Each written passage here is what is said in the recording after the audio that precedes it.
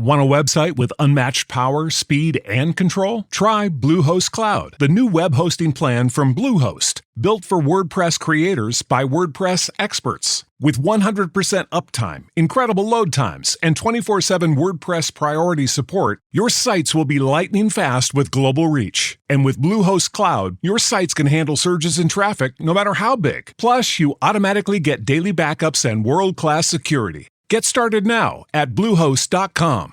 Thank you for tuning in to the latest edition of the 12 Kyle podcast.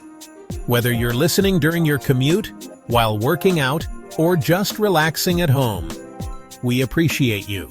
Every download, every listen, and every subscription means a lot. Thank you for being part of the 12 Kyle podcast community. Stay tuned for another episode. This is the 12 Kyle podcast. Ladies and gentlemen, thank you for listening.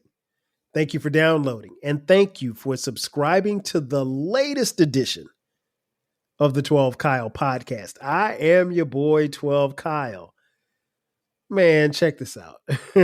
On this episode, what I want to talk about is there's only one drink left. I came to this episode to talk about drinking or the lack thereof. If you notice the cover art, that's a picture of a drink, of a glass of wine, some Merlot that I had in March. That drink is one of 4 drinks that I've had all year long. I think my time drinking is coming to an end. And it's not a shock. It's just not, I don't know what it is. I mean, like, I guess we should go back. And for those of you listening who've been following me, some of you know the story, some of you don't. So let me just kind of fill you in. I'm not even now much of a drinker, clearly. When I was coming up in middle school, high school, and college, I never drank. Not once. Ever. It wasn't until I think I had my first drink. I know when I had my first drink. I had my first drink the weekend my man Mo got married. And that was August of 96? No. No, it wasn't 96. When did they get married? It was August of 97. Yes. August of 97. And that was like the first time I had a drink. And I remember my first drink, it was a Tom Collins. And I can't even tell you what's in Tom Collins. Is it like lemonade or something? I don't even know. I remember it was fruity and it was sweet and it was cool. I got a little buzz, I guess, but I'm not much of a drinker and really haven't been for the majority of my life. And that's cool. It's just it was never something up until that point. There was no desire. I had absolutely no desire to drink. When I was in college, almost all of my teammates drank, and that was cool because, that was their thing. And there was never any type of desire for me. I was never a fan of beer. Like, beer to me tastes like goat urine. Not that I know what goat urine tastes like, but you get my point. But it was no desire. So it wasn't, and my parents, they'd have beer, they drink beer and stuff around the house, but it was, I never saw my parents like pissy drunk or anything like that. And, as the years moved on, my drinking was minimal at best. In fact, the only time that I had ever gotten drunk was at my man Rudy's bachelor party. Shout out to Rudy. That was the time. In fact, that was a time so much that I actually did a podcast episode on it. So if you want to hear it, you have to go way back in my discography. I think it's the fourth episode that I did. It's called The Last Time That I Got Drunk, which was the first and last time. Hilarious episode. Me and drinking did not mix that night, but I'll spare you the details, but go back and listen to that episode. It's called The Last Time That I Got Drunk. But no, I'm not much of a drinker. Even now, like I said, I've only had 4 drinks all year. And I think I'm coming to an end of the drinking because there's a couple of contributing factors that I'll get into in a second that have really kind of slowed me down. But my background, again, my parents were together until I was like 13, almost 14 years old, when they got divorced. But they, my mom would have like a Miller Lite, the little mini Miller Lights. She would drink those. My dad would have one every now and then, but I think that might have been the last time I think the last time I saw him drink was like 85. Like it's been that long. So I didn't drink, at least I didn't see a lot of it coming up, I should say. Now what was interesting is that my grandfathers both were alcoholics. My mother's dad and my dad's dad were alcoholics. My mom's dad, my maternal grandfather, Eddie, he passed away when I was 1. So he passed away in 1973. He saw me. I obviously don't remember seeing him. But I've seen pictures. He looked like a real cool cat, but the drinking got to him. I think it probably took him out early. My paternal grandfather, Wes, Grandpa Wes, I never met him before. I've seen a couple of pictures. But he passed away when I was in college. And he and my dad didn't have a great relationship at all. They mended it over the years.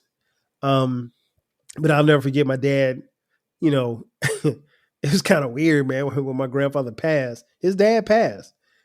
And I was a sophomore in college at South Carolina State University.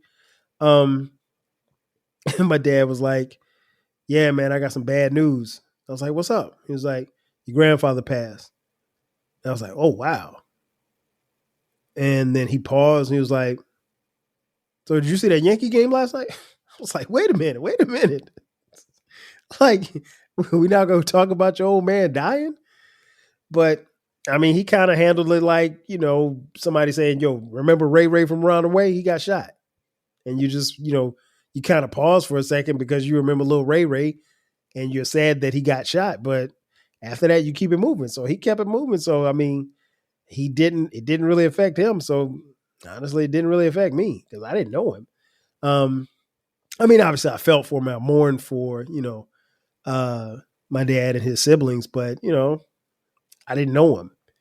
I'd only talked to him on the phone a couple of times. And because of his drinking, like he had a problem with his throat and his larynx or something like that. So he talked with that little machine thing. So he sounded like a movie character. Freaked the hell out of me. So I was scared to talk to him. But yeah, so I come from grandparents or grandfathers who had alcoholism, in their system and in their body and in their history. And ultimately, at least I know on my dad's side, my grandfather's drinking led to his divorce from my grandmother, which was interesting because you're talking about what, in the 60s, late 50s, early 60s. People didn't get divorced back then. I mean, like you could literally get somebody else pregnant and have a family on the other side of town and people stayed together. You know what I mean? But my grandmother had enough. My maternal grandmother, she didn't divorce my grandfather, but she left South Carolina because like she was just tired of being broke. I mean, like legend has it that my grandfather he worked on the railroad, and so he would get paid on Friday, every Friday without fail. So he'd get paid on Friday. And in my hometown of Florence, like, you had to go through this little area where he lived called the Block. And the Block was the black part of my hometown of Florence, South Carolina. It had businesses, pool halls, bars,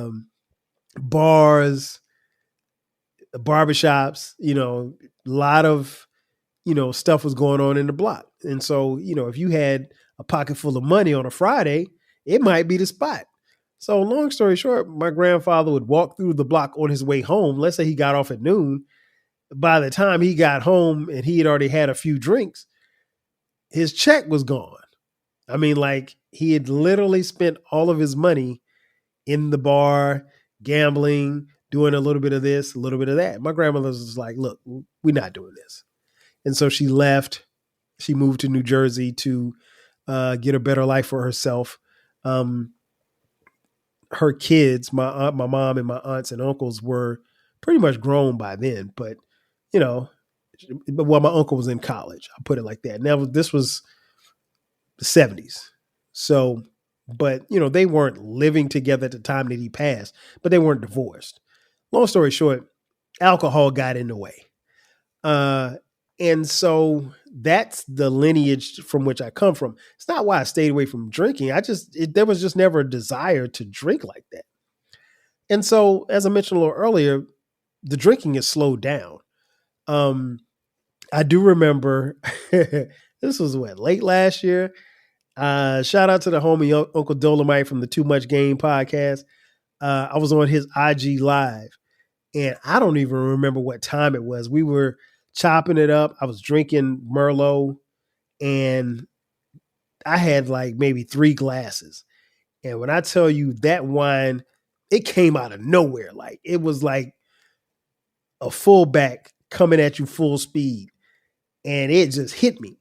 And it's like, so I don't even remember what I was saying on Dolomite's live. All I remember was when I got off his live, it was almost 3:00 in the morning. So he's 3 hours behind. He's in LA. So it's midnight for him. And we were having a good time laughing, talking about stuff. I remember having a good time on his live. What happened after that? I don't know. I wasn't drunk, but I was buzzed out. Like, I used the bathroom, had to urinate, and then I came back in here, and my intentions were to get my phone and walk upstairs and get into bed. Well, I grabbed my phone, and I just remember going to tie my shoe, and then I laid on the floor, and the floor felt very comfortable. Now, keep in mind, I'm not drunk, but the floor felt so comfortable, like I literally fell asleep on the floor in here. And I woke up probably about 5 a.m. Then I walked upstairs and got into bed. But that next day, the wine like just had me so tired. Like, I didn't want to it was a Saturday night, Sunday morning. I didn't go to church because I was just out. And again, I wasn't hungover. I was just tired. I felt like I'd run a mile. And I was just like, wait a minute, this ain't supposed to be like this. And so like, I was like, okay, that was okay. And I had fun with the conversation. That had nothing to do with how I felt, but the wine just really just made me feel just tired. And I don't like feeling tired, especially on the weekend. Let me feel tired on Monday or Tuesday. But no, after that, I know I had a drink. I had a champagne. Now, I do love champagne. I will. I know that sounds crazy. It sounds kind of bougie, but I love champagne. I had champagne for New Year's.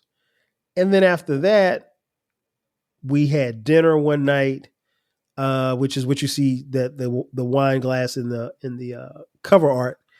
And then we had our annual Bulldog Roundup. Shout out to the squad, South Carolina State University, my football teammates. We had our annual Bulldog Roundup in Charlotte, North Carolina. We had a cookout one day, and I had a drink at the cookout, but that was it. I tend, especially if I know I got to drive somewhere, one drink, two drinks maximum. You won't catch me catching a DUI. I can promise you that. My drinks will, if I know that I'm driving, my drinking is minimum. Because I don't want to be a statistic. And, you can catch Uber anywhere. So if I'm going to drink like that, I'm going to ride. I'm not going to drive. But if I'm driving, I'm not drinking. But other than that, that's been it. And so there's a couple of things that really kind of killed the desire to drink. And one has been working out. Especially as you get older, I think it's important that you work out. So I work out, a couple of times a week, and the workouts have, particularly this summer, have gotten more intense. And I just, for whatever reason, alcohol, liquor, wine, it kills my workouts. So I don't like feeling like I'm working out and I'm dragging. I remember one day, and this was probably after that night we went out and we had drinks, where I had that wine. I remember the next day going to the gym, getting on the bike, and my workout that day was trash. I was like, man, I'm terrible today. And I just didn't like feeling like that. And then so it just has been no desire. And what's interesting is in my pantry / place where I keep my wine, there's a bunch of wine here. There's a bunch of wine. There's a bunch of liquor here. There's some beer for people who drink beer. If I have people over, I don't drink beer, so I'm never touching it. But yeah, there's plenty of stuff here for people to drink if somebody came by. But I'm not drinking it. I'm just not. There's absolutely no desire to touch it.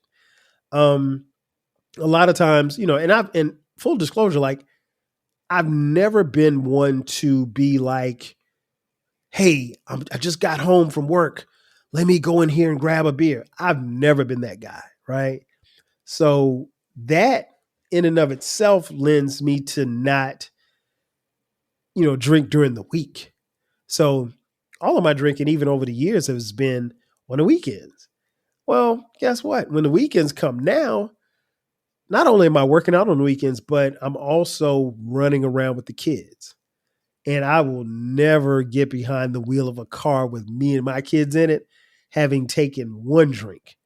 If I know that I got to go pick up my kids from someplace, or or Sharice and I have to go somewhere, we're all riding as a family or something, never doing it. Never doing it. There was a kid that I coached Little League football, and his dad was known to drink a lot.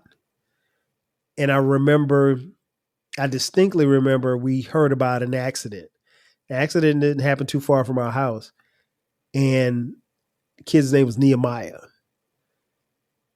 Nehemiah was in a truck with his dad. His dad was going around a curve, overcompensated, flipped the truck.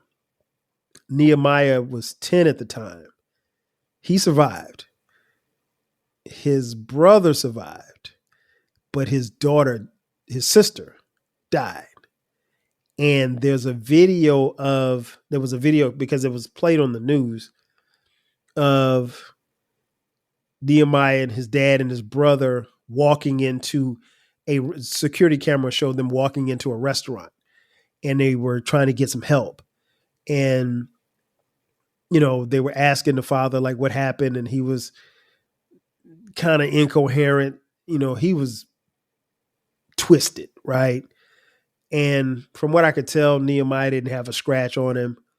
And I think about that kid sometimes because he lost his sister at the hands of his father. And his father ended up, getting a DUI. I think he ended up getting an involuntary manslaughter charge. Wife divorced him. And this was, like I said, this probably, because Nehemiah played on the same team as Cameron, so it's probably been 10 plus years. He played on the same team, my son Cameron. But that right there scared the hell out of me. And again, I've never had a drink and then drove a car with my kids in it. But I would never want to be put in that position or anything like that. So no, when I'm running around with the kids, or anything like that, I'm never drinking. So that's what the weekends have been, so, and I'm, back and forth between Atlanta and Houston for work. And when I'm in Houston, one, it's 1,000 degrees in Houston, right? So you're going to be outside at some point. You don't want to be outside in that heat with liquor in your system. At least I don't. Because it's not a good mix. The Houston heat will beat you down. The liquor doesn't stand a chance. And so, it makes you feel even worse. So, long story short, there might be just one drink left for me this year. I've got, my high school homecoming coming up this fall. I have my college homecoming coming up this fall. But outside of that, there might not be a lot of drinks pouring. And I really don't know that I'm going to drink at either event. Because again, there's no desire, and I'm cool with that. And if this is it for me and drinking, it's cool. I had a nice run. It was never something that I had to have. I don't begrudge people who drink. As long as you do it responsibly, it's cool. But I just, for whatever reason, have just lost the desire to do it. And it's weird because I will literally go in there and look at 5 bottles of red wine, and I'll just look at them, and they look at me, and I look at them, and they look at me, and we just look at each other. And there'll be times where Sharice will say, "Hey, do you want to go get some drinks?" And I'm like, "Okay, we'll go get drinks." And we'll go get drinks, and I don't drink. I end up getting water or, pineapple juice and I don't even really drink sodas like that, to be honest. So, I got to be in the mood to get a Sprite now. That stuff is just it tastes foreign to me now. So I'm very cognizant about what I drink. Mostly now is water, Gatorade. I don't even really do the fruity drinks like that anymore. Apple juice, pineapple juice. That's about it. And I'm okay. And orange juice. I don't know if I mentioned orange juice. I love orange juice. But other than that, no, it's just not. I guess it ain't in me no more, and that's fine. Like I said, the workouts really have taken that away from me because, when I work out, the only thing I want to drink is water and Gatorade. That's it. And I don't even really know that you should drink that much Gatorade, but it's mostly water. And I'm cool with that. I'm cool with that because I like the way my body feels, and I want my body to continue to feel good. And that's not to say that I won't ever take another drink, but I don't drink frequently enough for it to be an issue. I tell people all the time, I'm the most socialist of social drinkers. So yeah, there might just be one drink left, and if so, I'm cool with that. That's going to do it for me, ladies and gentlemen. Thank you for checking out this edition of the 12 Kyle podcast. Be sure to subscribe to the podcast. The podcast drops every Thursday and every Sunday at midnight. If you're on YouTube, go to our YouTube channel, subscribe, share. And once you like it, make sure that you turn the notifications on because the YouTube, those episodes actually drop before the podcast actually drops. And the great thing about our YouTube channel is that we not only have video, but we have audio as well. So you can get both. If you're on social media, make sure you hit me up, 12 Kyle at 12 Kyle at 12 Kyle podcast. I'm on Twitter X, Instagram, what else? Threads, Facebook, TikTok. There's a TikTok page where we post videos as well. And if you feel so inclined, you want to support the channel, you want to support the brand, you want to support the 12 Kyle podcast financially, you can do so. Hit me up on Cash App, $TWELVEKYLE. And we have merch. If you look in the description box, you can find merch Click the link. We have 12 Kyle Podcast t-shirts, hoodies, coffee mugs, posters, you name it. We got it for a very low price. Again, that's going to do it for me. I am your boy 12 Kyle, and this has been another edition of the 12 Kyle Podcast. I'll catch you guys next time. 5,000. Thank you for tuning in to the latest edition of the 12 Kyle Podcast. If you enjoyed today's episode, make sure to hit that subscribe button. Share the podcast with a friend who needs the 12 Kyle Podcast in their life. Every listen, every share, and every subscription helps us grow. So, go ahead, subscribe now and share it with a friend. Thanks for being a part of the 12 Kyle Podcast community. We appreciate your support. 5,000.